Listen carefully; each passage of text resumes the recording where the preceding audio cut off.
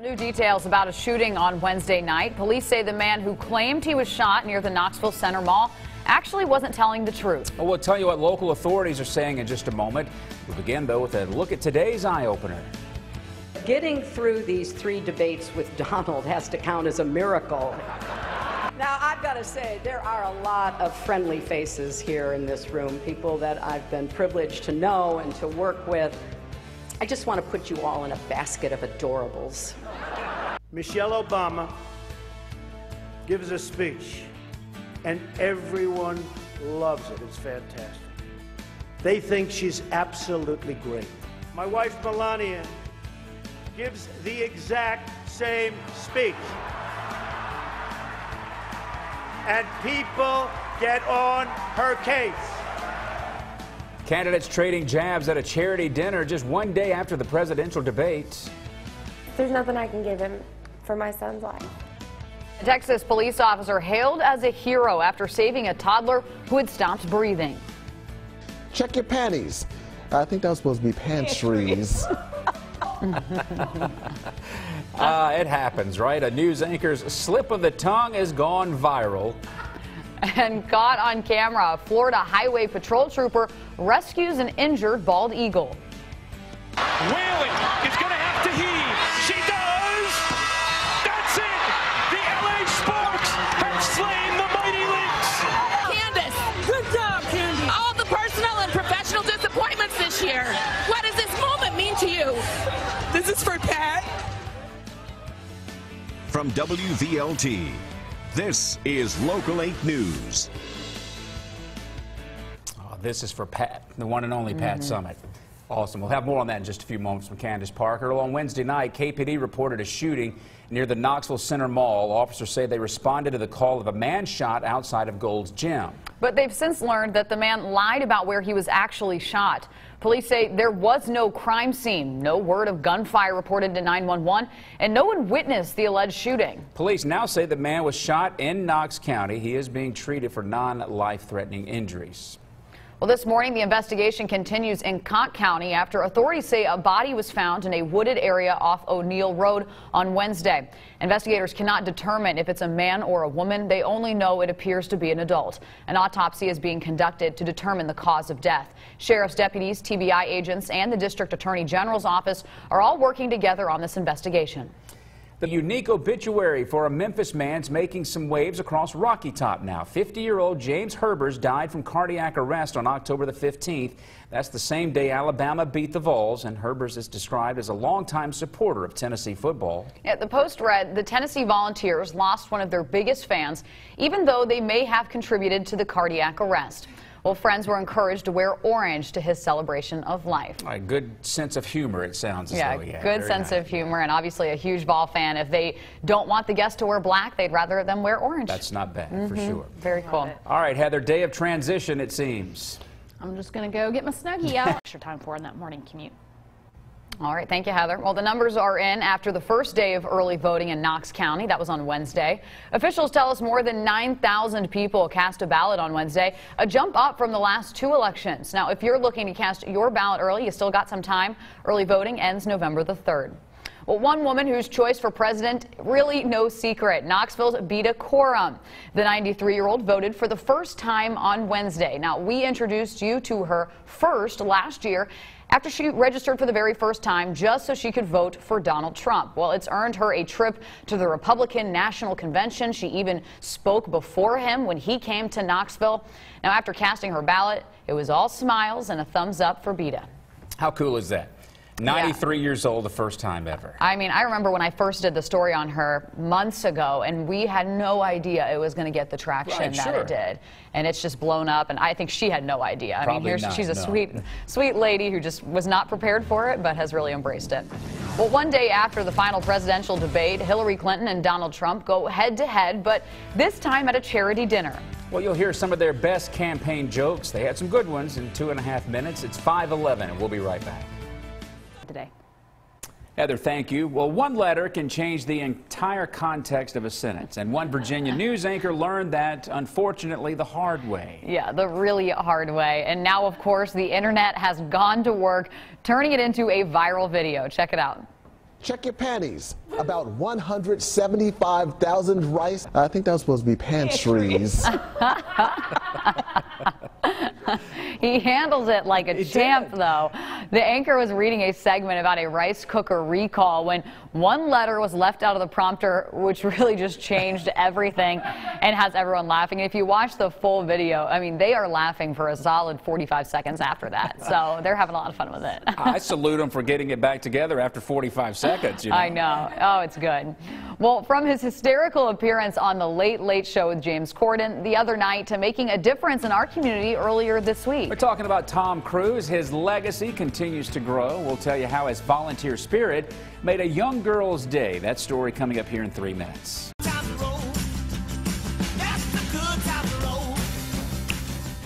You're quite the snapper. That's a loud snap you got going there. And right on the beat, too. That takes talent. All right. The star of Days of Thunder and Top Gun stopped by earlier this week to meet up with some fans, but especially one little girl who got a new bike. This is pretty cool. Local 8 News reporter Marco Villarreal joins us with this week's volunteer spirit that stemmed from a local company, Regal Cinemas. News. Just ahead, an emotional night for former Lady Vol Candace Parker. Hear from the newly crowned WNBA champion and finals MVP. This is a touching and cool moment. Yeah, it might make you tear up coming up. Well, plus a group of students making soccer games just a little bit more rowdy for the Vols. To have a group of students of their peers. This is for Pat. Emotional moments on the court for Vol for Life Candace Parker after she helped lead the Sparks to their first WNBA championship. Yeah, and as you heard there, Candace dedicated the win to late Lady Vols head coach Pat Summitt. The Sparks took on the Minnesota Lynx, the defending champions, in the WNBA Finals last night. This is the Los Angeles team's first title in 14 years. Candace Parker with 28 points and 12 rebounds throughout the game. She was also the Finals MVP. Yeah, Parker said she listened to one of Summitt's speeches before the game, and that helped to motivate her for it. Really incredible. I mean, she was a superstar here at UT and obviously had such a close relationship with the coach. And the first thing she thought of when asked the question right after the championship is, this is for Pat. Yeah. What a tribute. Yeah, in the midst of all that emotional outpouring. Well, 23 football coaches have been named to the watch list as contenders for the Bear Bryant Coach of the Year award. One of them, our very own Butch Jones, right here at the University of Tennessee. The number of finalists will be cut down to 10 this December, and the winner will be announced on January the 11th. The award has raised more than $7 million for the American Heart Association. Tennessee fans are known for how loud they can get inside Neyland Stadium when the Vols need it the most. At each game, the team runs out to more than 100,000 screaming fans, as you know. Yeah, the football team's got quite a bit, but it's a similar story for the men's and women's basketball teams when they play for a packed Thompson Bowling Arena. They get a lot of fans coming out there as well. Well, Local 8 sports reporter Lauren Cash introduces us to two students who want to do the same for another Tennessee team. For Tennessee. I loved she's got a cannon in her boot. Right. I think that was my favorite. Like the same group doing orange and white. They got to do both colors, right? They're very spirited. Awesome. Well, have you ever wondered what it was like to be on one of Christopher Columbus's ships? Well, now you can find out without ever leaving East Tennessee.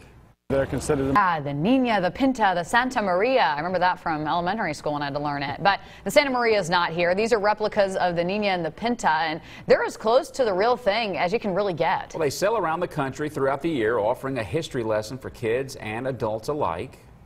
the Nina. Is this a joke to the left? Well, it's time for Boo at the Zoo. Families can enjoy some not so scary fun for 12 nights. Great for kids. Staff says it's perfect if you've got little ones who want to dress and do some trick-or-treating throughout the zoo but don't really want to be scared too much. Each night is full of entertainment and some very interesting characters. Right. Oh, Care Bear. Talked with Tina Rowland from the zoo yesterday. It's the final weekend for Boo at the Zoo. So if you're going to head out, this is the weekend to do it or it's gone. Yeah, absolutely. A really good event. Well, a Texas police officer is being hailed as a hero for saving the life of a toddler, and his dash cam video captured the whole rescue. There's nothing I can... Well, some days you just don't feel like going to work. So have you ever called in sick to work when Maybe. you weren't really sick? Maybe. maybe. Are you trying to get me to commit to something here? Yeah, our bosses are watching right now, and you're going to get in trouble. Yes, I have, as a matter of fact. Haven't we all, though? A new survey shows people are willing to lie to get the day off. Sometimes, you just... New survey from Career Builder says 35% of workers have called in sick when they were feeling just fine, as most people even faked an illness. Yeah, but some employers say they've heard some pretty outrageous excuses. One worker said that the ozone in the air flattened his tires, so he couldn't come to work. That's hard to prove it didn't happen, isn't it? Yeah. Interesting, huh? While another man told his boss a pretty elaborate story as well. I need to go to Oklahoma because I'm... I mean, but I feel like you're going to have to prove that when you get back. Yeah, they're going to be like, later. Hey, how was the engagement? And you're like, wait, what do I do now? She said no. Let's don't talk about it anymore. Ugh. Well, the number one reason people give for faking a sick day is just simply that they don't feel like going to work. Number 2 is for a doctor's appointment, and the third one is, well, they just need to relax a little bit. I just feel like if I'm going to fake sick, I'm not going to go too elaborate, because then you gotta come up with details. You gotta back it up. You gotta back it up. Yeah. The more detailed you get, the more proof you gotta have. Yeah, right? you get trapped in that web of lies. Web of lies. That's what we should have called that story. We should have. The web of lies. You know what? This Pennsylvania home's ready for Halloween, and the homeowner, Blair Murphy, is trying to set a world record for the largest Ouija board. It's 44 feet by 29 feet. Murphy is in talks with Guinness World Records about getting it into the book. Yeah, and speaking of Ouija boards, Marco Villarreal previews the new horror film hitting theaters this weekend in the... This weekend, that's the ticket. Shaking your head no on that one, huh? I couldn't even watch that story because I was getting too scared. Definitely not seeing that, but if you like horror movies, it looks good. Go for it. Don't expect to see Kelsey there, however. A popular movie making its way back to theaters, but only for a couple of days. Yeah, that movie I'll see. We'll tell you coming up. But plus, officials in Canada trying to solve a burglary. Coming up at 5:45, see what law enforcement is doing to track down the suspect who pulled off this elaborate stunt right out of a movie. Local 8 News will be back in less than 3 minutes. It's 5:43. Your chance, do your dance at the Space Jam. All right. Heather Haley and I were just dancing. Doing all the stuff. I know, I was doing the actual dance. Because, listen up, Toon Squad, it's hard to believe it's been 20 years since the movie Space Jam was released. But you can see Michael Jordan, Bugs Bunny, and the rest of the Looney Tunes to celebrate the anniversary. It's next month at theaters across the country. They'll be showing Space Jam November the 13th and the 16th. 2 Knoxville theaters, Westtown Mall, Pinnacle Stadium 18, and Turkey Creek are participating. You can buy tickets to see the Toon Squad face off with the Monstars. You can buy those tickets online at fathomevents.com.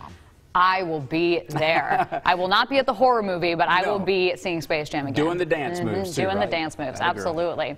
Well, looking straight out of a spy movie, a thief broke in through the roof of a sporting goods store in Canada last week. And he stole about $150,000 worth of hockey sticks. 150 grand worth of hockey sticks. He did. Through the roof, he dropped down from the ceiling and right into the heart of the hockey stick section. I mean, really does look right out of a movie there.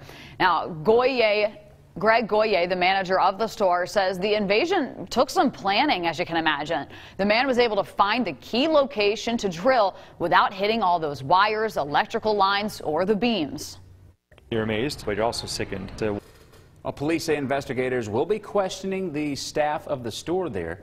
$150,000 worth of hockey sticks. I mean, you can see them carrying off a bundle, but I mean, I guess there they are right there. How much are hockey sticks each? I can't imagine they would be that expensive, I don't know. But I don't know. I've never played, so. You get one of the high quality ones, maybe it's not that. I don't know. Heather, you have any idea? I mean, it's Canada, right? That's like their lifeblood. Well, that's a good point. Yeah, that's true. That's a good point. You got to put it in perspective. All right, we want to get a final check with Heather this morning. And Heather, Bob's got his golf game coming up Saturday. We really just need to make sure that he's going to be able to play. Really important that we Leyrer up, accommodate right? Bob's Saturday morning. Yes. Good morning, guys.